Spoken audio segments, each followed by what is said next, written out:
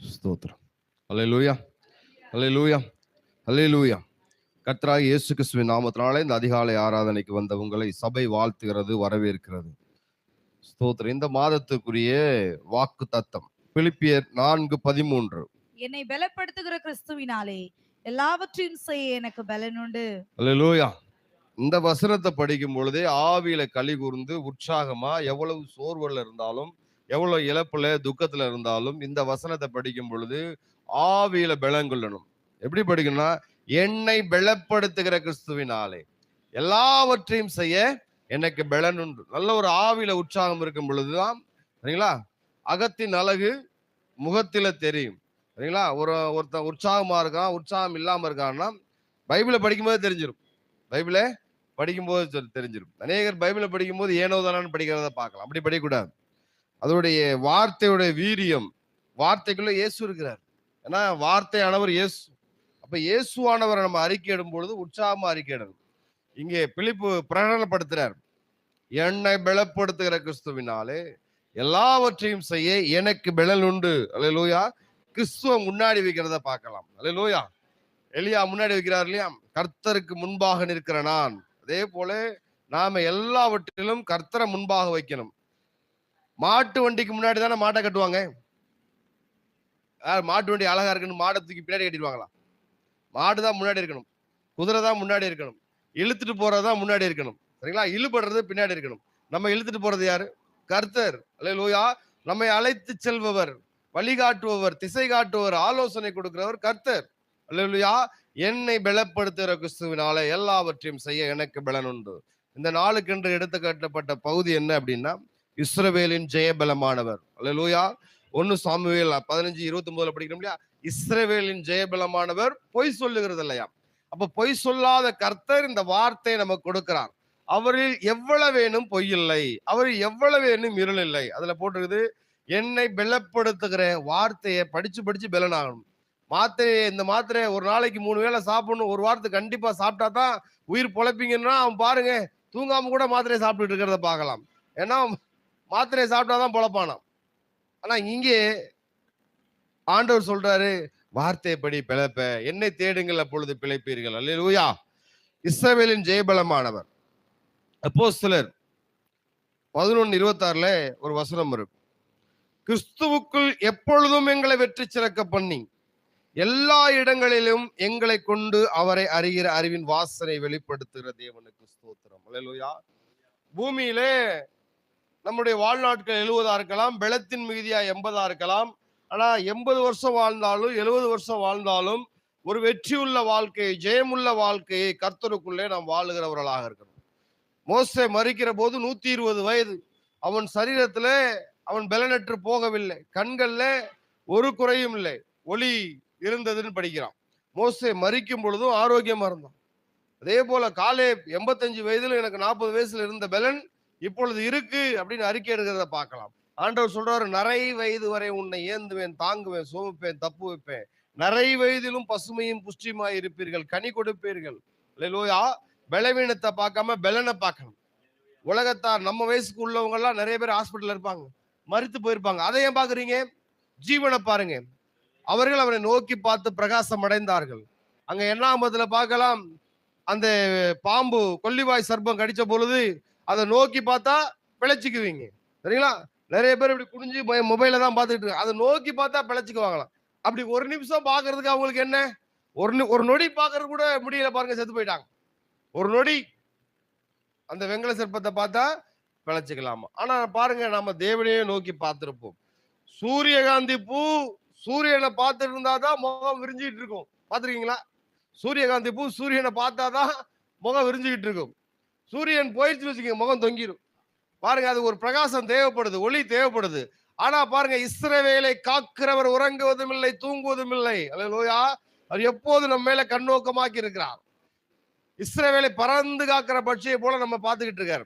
அதனால நம்மளுடைய முகம் ஒருபோதும் தொங்கி விடக்கூடாது, சோர்ந்து போய்விடக்கூடாது. ஏன்னா உங்களுக்கு பிள்ளைகள் இருக்காங்க, பேர பிள்ளைகள் இருக்காங்க, உங்களை நம்பி ஆத்துமாக்கள் இருக்காங்க. உங்களுடைய முகம் எப்படி பிரகாசமா இருக்கிறதோ அதை பார்த்தா உங்க பிள்ளைங்க, மனைவி பிரகாசமா இருப்பாங்க. அல்லேலூயா. அப்ப நீங்க ஒரு குடும்பத்துல முக்கிய பொறுப்பா இருக்கும்போது எப்படி இருக்கணும்?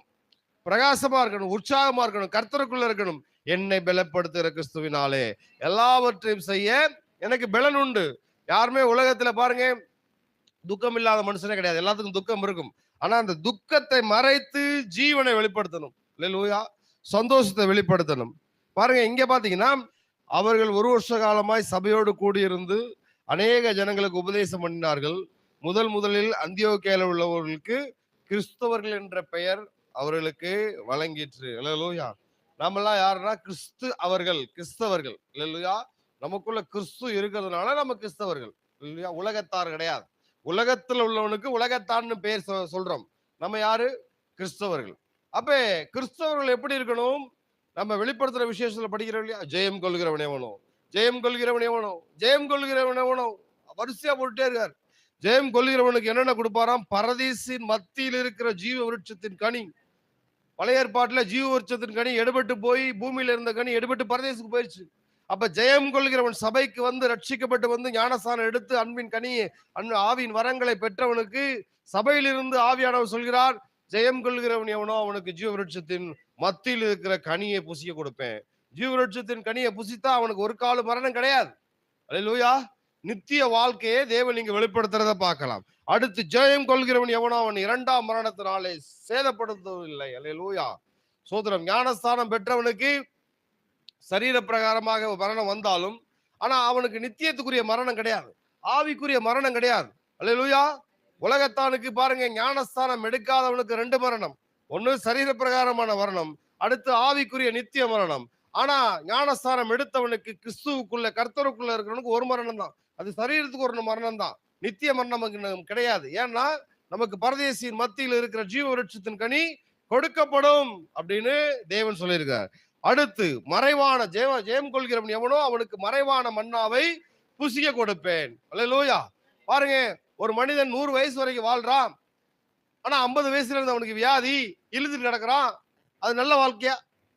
நிறைய பேர் பார்க்கலாம். வயசான காலத்துல இழுத்துட்டு போய் அவனு சாகாம அவன் பக்கத்துல உள்ள நோக்கடிச்சுக்கிட்டு இருப்பாங்க. ஜீவவிருட்சத்தின் கனி நல்லதுதான். ஆனா இங்க மறைவான மன்னா எதை காட்டுதுன்னா ஆரோக்கியத்தை காட்டுது. இஸ்ரவேல் புத்திரர்ல ஒருவனும் பலவீனப்பட்டவன் இருந்ததில்லை. இஸ்ரவேலிலே ஒரு மலடம் இருந்ததில்லை. ஆடுகளாயிலும் மனிதர்களாயிலும் எதுவும் மலடுகள் இருந்ததில்லை.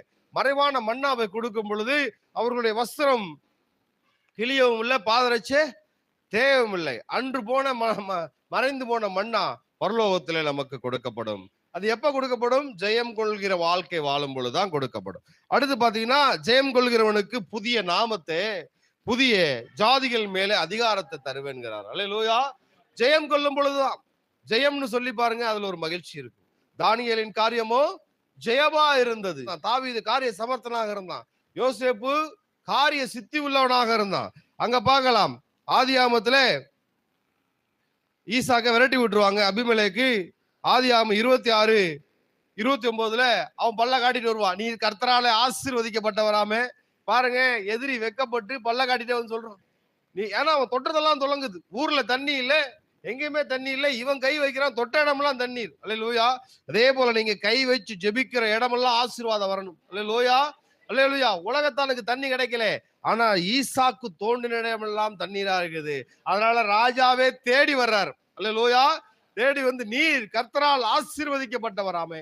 ஆபிரகாம் ஊழியக்காரன் வரும்போது லாபான் வெளியில ஓடி வர்றான், வாரும் கர்த்தராலே ஆசீர்வதிக்கப்பட்டவரே. நம்மளை பார்க்கும் பொழுது உலக ஜனங்கள், இவர்கள் கிறிஸ்தவர்கள், கர்த்தரால் ஆசீர்வதிக்கப்பட்டவர், எங்க வீட்டுக்குள்ள வந்து ஜெபம் பண்ணிட்டு போங்க.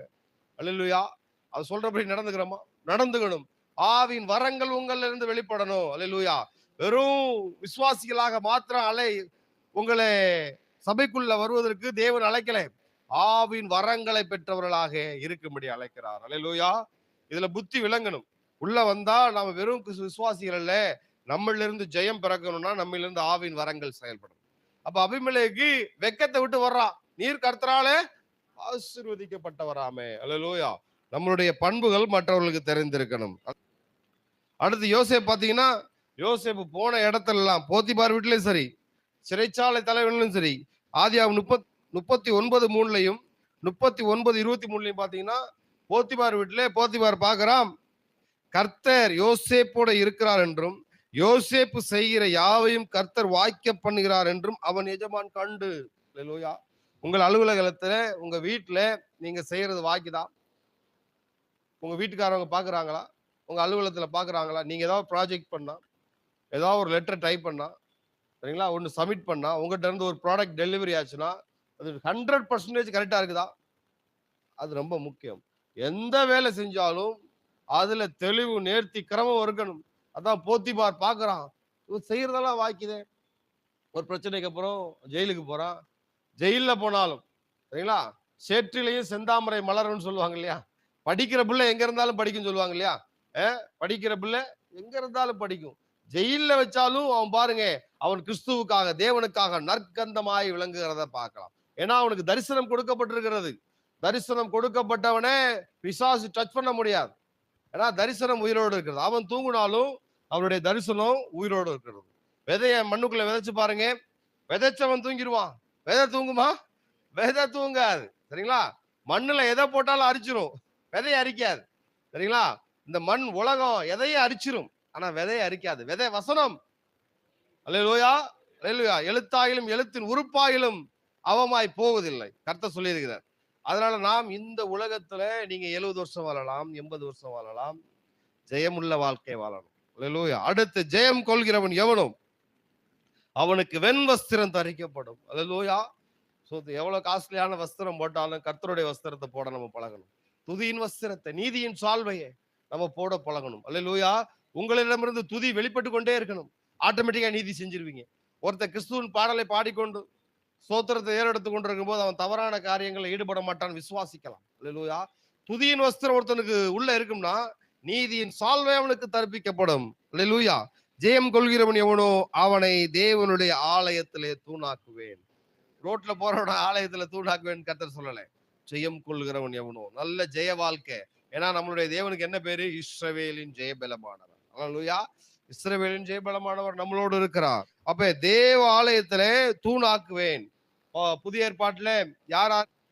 பேதுரு, யாக்கோபு, யோவான். இவங்க சபைக்கு தூணா இருந்தாங்க. சபைக்கு தூணா இருந்தாங்க. அப்படியே நம்ம மேல போகும் பொழுது தேவனுடைய ஆலயத்துக்கு தூணாக்குவோம்னா மிகப்பெரிய பொறுப்பை கொடுக்க போறாருன்னு அர்த்தம். இவர் அந்த பில்லர்னு சொல்லுவாங்க இல்லையா? இவர் இந்த பில்லர்னு சொல்லுவாங்க இல்லையா? அப்ப முக்கியமான பொறுப்புகளை உடையவர்களாக நாம் இருக்க வேண்டும். கடைசியா சொல்றாரு, ஜெயம் கொள்கிறவன் எவனோ அவனுக்கு என்னுடைய சிங்காசனத்துல என்னோடு கூட உட்காரும்படி அருள் செய்வேன். எவ்வளவு பெரிய போஸ்ட் பாருங்க, என்னுடைய சிங்காசனத்தில். அதான் பிதா தன்னுடைய குமாரனுடைய சாயலுக்கு ஒப்பாவதற்கு நம்மை முன்குறித்திருக்கிறார். இந்த பூமியில நம்ம எத்தனை நாட்கள் வாழ போறோம்னு தெரியாது. ஆனா எப்ப வாழ்ந்தாலும் ஜெயம் கொள்கிற வாழ்க்கையா வாழணும். அதுக்கு நம்ம தகுதிப்படுத்தணும். ஒவ்வொரு நாளும் தயாராகணும். ஜெயம் எளிதில கிடைச்சிடாது. குதிரையே இத்தனை நாளுக்கு ஆயத்தமாக்கப்படும். ஆனா ஜெயம் கர்த்தரால் தான் வரும். நம்மளுடைய திறமைகளை வளர்த்து கொண்டே இருக்கணும். ஒவ்வொரு நாள் நிறைய படிக்கணும், நிறைய தியானிக்கணும், நிறைய ஜெபிக்கணும், கர்த்தரோடு உறவாடணும், பேசணும். உங்க உலக பிரகாரமான தொழில்ல உங்களுடைய ஸ்கில்ல, நாலேஜ, விஸ்டம் நல்லா வளர்த்துக்கணும். நல்ல சந்தர்ப்பம் பாருங்க, நல்லா வளர்த்துக்கணும். நல்ல திறமையை வளர்க்கும் போதுதான் சந்தர்ப்பம் என்கிற கொக்கி உங்களை தூக்கிட்டு போகும். இல்லையா? திடீர்னு ஒரு அழைப்பு ராஜாவின் இடத்துல இருந்து உங்களுக்கு வரும். எப்ப வரும்? சும்மா இருக்கிறவனை கூப்பிடுவாங்களா? ஒண்ணும் தெரியாதவனை கூப்பிடுவாங்களா? ஈராம் அபி, அவன் கட்டட கலைஞன், நிபுணன். அவனை சாலமோன் ராஜா கூப்பிடுறாரு. பாப்பா, ஈராம் அபி ராஜா அனுப்பிச்சு வைக்கிறாரு. தீர்தேச ராஜா அனுப்பி வைக்கிறாரு. உன்னை சாலமோன் ராஜா கூப்பிடுறாரு, ஞானி கூப்பிடுறாரு. ஞானி ஒருத்தரை கூப்பிடுறாருன்னா அதை ராஜா அனுப்புறவன் எப்படி ஞானமான ஒரு ஆளை அனுப்பிச்சு வச்சுக்கிறான்.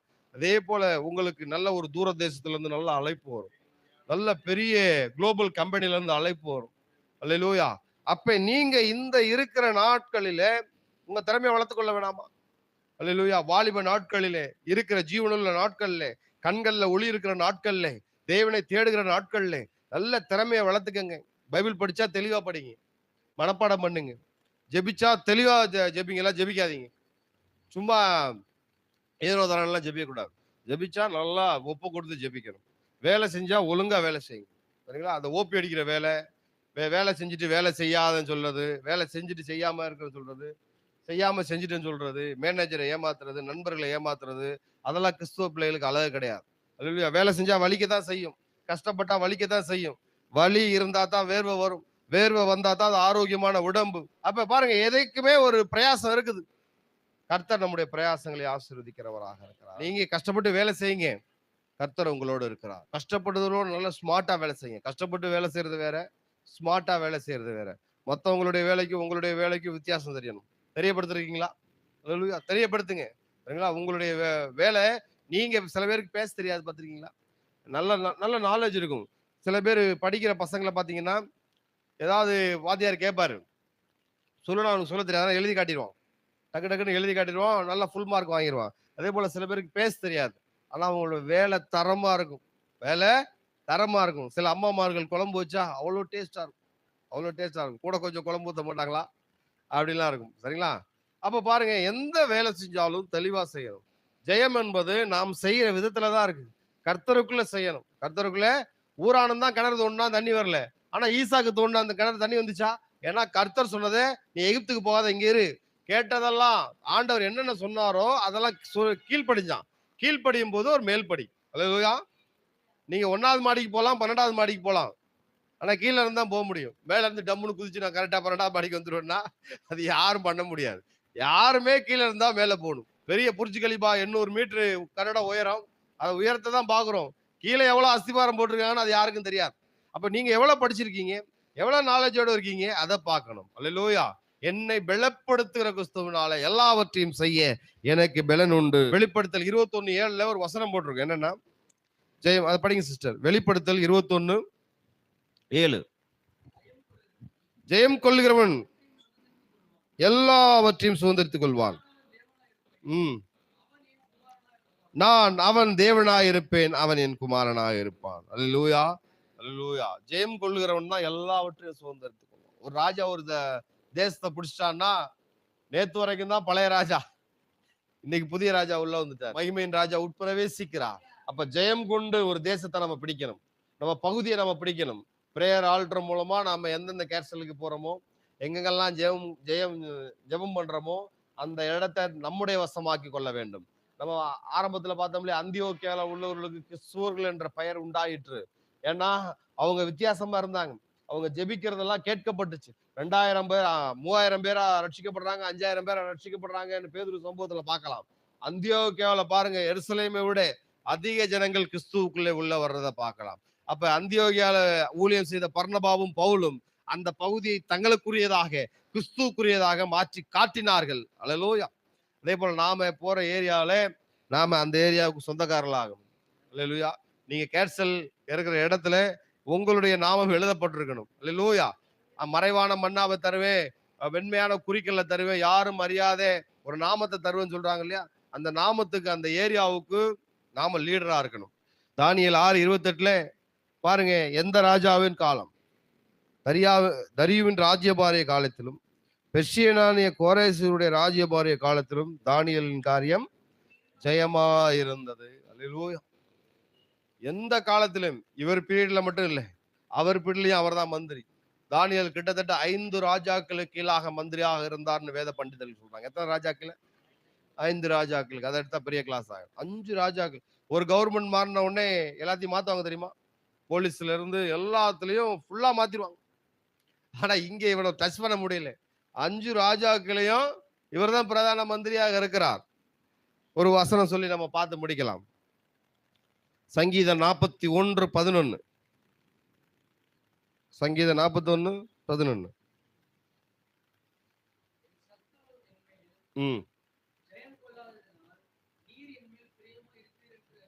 நல்ல வசனம் இல்லையா?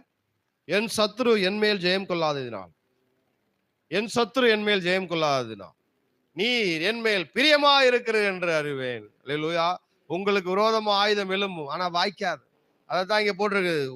என் சத்துரு என்மேல் ஜெயம் கொள்ளாததினால். எவ்வளவுதான் முக்கி மோதி தலைகீழ வந்தாலும், தலையால தண்ணி குடிச்சாலும், தலையால ஊக்கி போட்டாலும், உருண்டே புரண்டே நம்ம அழிக்கணும்னு வந்தாலும், பாருங்க வெள்ளம் போல வந்தாலும், ஆவியானவர் பாருங்க வெள்ளம் போல கொடியேற்ற உண்மை உள்ளவராக இருக்கிறார். அல்லேலூயா. அல்லேலூயா. எத்தனை எதிரி வந்தால் அவர்கள் உனக்கு விரோதமாய் கூட்டம் கூடுவார்கள், ஆனாலும் உன்னை மேற்கொள்ள மாட்டார்கள். அல்லேலூயா. அல்லேலூயா. என் சத்துரு என்மேல் ஜெயம் கொள்ளாததினால் நீர் என்மேல் பிரியமா இருக்கிறேன் என்று அறிவேன். 3 தடவை பாருங்க, என் என் என் என்னன்னு போட்டுருக்கு. அல்லேலூயா. ஏன்னா நமக்குள்ள என்னன்னு சொல்லும் போது நமக்குள்ள அப்படின்னு சொல்லணும். நமக்குள்ள கிறிஸ்து இருக்கணும், கர்த்தர் இருக்கணும். அப்ப இந்த நாள்ல கர்த்தர் உங்களோடு இருக்கிறார். இந்த நாள் கர்த்தர் கொடுத்த நாள். கர்த்தர் உங்களை ஆசீர்வதித்து இருக்கிறார். அல்லேலூயா. சோதரம். இந்த நாளை கண்ட, இந்த நாள்ல விசேஷமா இந்த நாள்ல பிறந்த நாளை கண்ட நம்முடைய அன்பு சகோதரர் பிரபாரன் ஐயாவுக்கு சபை வாழ்த்துதல் தெரிவிக்கிறது, அவரை வாழ்த்துகிறது, வரவேற்கிறது. பிரியமானவனே உன் ஆத்துமா வாழ்கிறது போல எல்லாவற்றிலும் வாழ்ந்து சுகமாயிரு என்று சபை வாழ்த்துகிறது, வரவேற்கிறது. சகோதரர் வந்து நீ சத்தியத்தில் நடந்து கொள்கிறாய் என்று உன்னை கொடுத்த சாட்சியை நாங்க எதிர்பார்க்கிறோம். அல்லேலூயா. ஸ்தோத்திரம். கர்த்தர் உங்களோடு இருந்து பெரிய காரியங்களை செய்வாராக. ஆமென். ஸ்தோத்திரம்.